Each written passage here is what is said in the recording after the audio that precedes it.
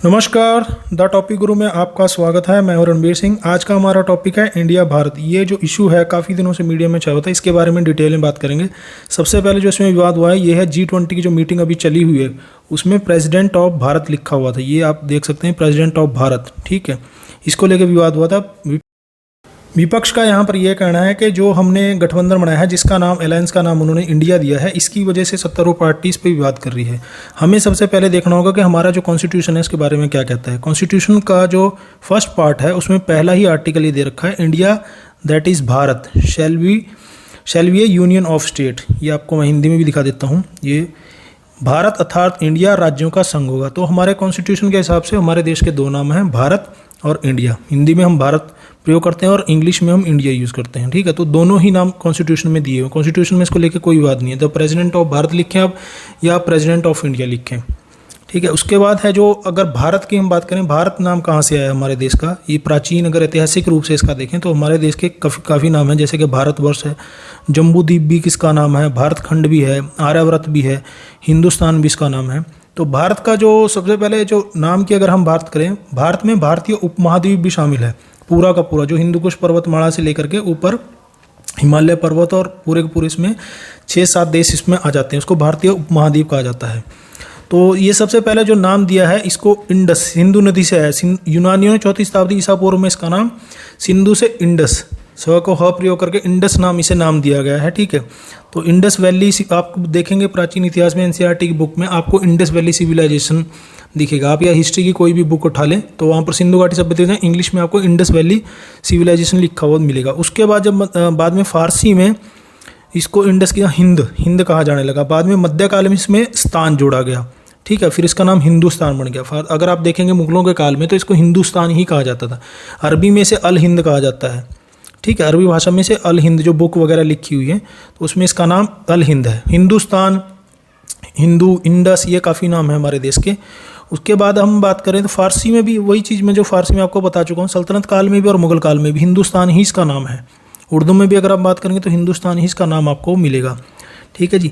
उसके बाद हम देखें तो भारत की हम हिस्ट्री के हिसाब से देखें तो आपको एक स्टोरी मिलती है। ये आप महाभारत पर्व में भी आपको स्टोरी देखने को मिल जाएगी, या पुराण में भी स्टोरी मिलती है। जो राजा दुष्यंत थे और उनकी शकुंतला, राजा दुष्यंत और उनकी वाइफ जो शकुंतला है, उनके पुत्र का नाम था भरत, ठीक है। जो बाद में चक्रवर्ती राजा बना, बाद में वो चक्रवर्ती सम्राट बना, जिसने पूरे भारत को जीता, जिसको भारतवर्ष कहा गया। उसी के नाम पे हमारे देश का नाम भारत बना है। ऋग्वेद में एक और स्टोरी है जिसमें भरत वंश की बात है। भरत वंश में इसमें ये लिखा गया है कि जो जनपद होते थे उस टाइम में, आज के स्टेट मान लें या प्रांत के हिसाब से, भरत जो जनपद था उसने 10 राजाओं के जो अलग जनपद थे उनको हराया था। उसी के नाम पर हमारे देश का नाम भारत पड़ा है। एक और स्टोरी है यहाँ पर, जो अगर पुराण में हम देखें तो जैन धर्म के जो प्रथम तीर्थकर थे, जिसमें महावीर स्वामी 24 में थे, प्रथम तीर्थकर थे ऋषभदेव, उनके पुत्र के नाम का, भरत चक्रवर्ती के नाम पर हमारे देश का नाम भारत पड़ा है। तो ये ऐतिहासिक और सांस्कृतिक रूप से हमारे देश का नाम भारत ही है। एक और भी हमारे देश का नाम है जम्बूद्वीप भी से बोला जाता था। जम्बूद्वीप थाईलैंड, मलेशिया, जावा, बाली में इसका उपयोग किया जाता है। हमारे देश का नाम जम्बूद्वीप भी है। तो अंग्रेजों का जो नाम है अगर आप देखेंगे तो इंडस से निकला हुआ है। अगर आप देखेंगे तो मैगसथनी जो चंद्रगुप्त मौर्य के समय में आया था, उसने भी अपनी बुक का नाम इंडिका लिखा था, ठीक है। तो ये स को ह वाली बात है, इंडिका उसने लिखा था। बाद में अंग्रेजों ने इसका नाम इंडिया रख दिया फिर, ठीक। अंग्रेजों के टाइम में ये चीज़ आई है। तो ये कहना, जो विवाद चला हुआ है कि जो भारत है प्राचीन काल से है, जो इंडिया वो गुलामी का प्रतीक है। तो इसमें हमें आगे चीज़ें बहुत सी देखनी होंगी। शशि थरूर ने एक जो ट्वीट किया है उसमें उन्होंने बहुत अच्छी बात कही है कि अगर हम कॉन्स्टिट्यूशनली देखें, कॉन्स्टिट्यूशन के हिसाब से तो इसमें कोई विवाद नहीं हम कर सकते, क्योंकि कॉन्स्टिट्यूशन में दोनों ही नाम है, भारत भी नाम है और इंडिया भी नाम है। ये जो मैं आपको अभी दिखा चुका हूँ, आर्टिकल 1 में ही लिखा है इंडिया दैट इज़ भारत। तो आप कोई भी नाम करें, लेकिन ऐसा नहीं होना चाहिए कि आप इंडिया को पीछे कर दें और भारत को इतना आगे कर दें कि इंडिया को मतलब कि आप ख़त्म ही कर दें। तो ऐसा नहीं होना चाहिए। आप भारत लिखें या इंडिया लिखें, क्योंकि अगर आप ऐसा करेंगे तो फॉरेन कंट्री में या विदेशों में हमारे देश की जो कंपनी है या हमारे देश का जो डेवलपमेंट के जो भी नाम है हमारे देश का, तो इंडिया ही नाम प्रयोग किया जाता है। विदेशों में हमें इंडिया के नाम से लोग ज़्यादा जानते हैं, भारत के नाम से बहुत कम जानते हैं। तो इंडिया एक ब्रांड बन चुका है। तो ऐसा नहीं होना चाहिए कि आप भारत को ख़त्म कर दें। एक और ट्वीट इन्होंने ये किया है कि ये जो विवाद चला हुआ है भारत और इंडिया वाला, इसको चीज़ों को हटा देना चाहिए। दूसरी, अगर हम ऐतिहासिक रूप से एक और चीज़ देखें कि किन किन देशों ने अपने नाम चेंज किए हैं, तो इसमें श्रीलंका भी आ जाएगा, ठीक है जी। इसमें जिम्बाब्वे भी आ जाएगा, जिसको अब जिम्बाब्वे पहले रोडेशिया कहा जाता था, बर्मा जिसको अब म्यांमार कहा जाता है, तुर्की ने तो अभी अपना नाम चेंज किया, पहले टर्की था, अब तुर्की इसने अपना नाम चेंज कर लिया है। तो नाम चेंज बहुत से देशों ने किए हैं। और हमारे जो फॉरेन मिनिस्टर हैं उन्होंने ये सुब्रमण्यम जयशंकर जी ने कहा है कि हम भारत का अगर कॉन्स्टिट्यूशन में आप देखें तो दोनों ही नाम है, ठीक है, इंडिया दैट इज़ भारत, तो इस पर कोई विवाद नहीं हो, भारत एक अच्छा नाम है। तो ये चीज़ उन्होंने कही है।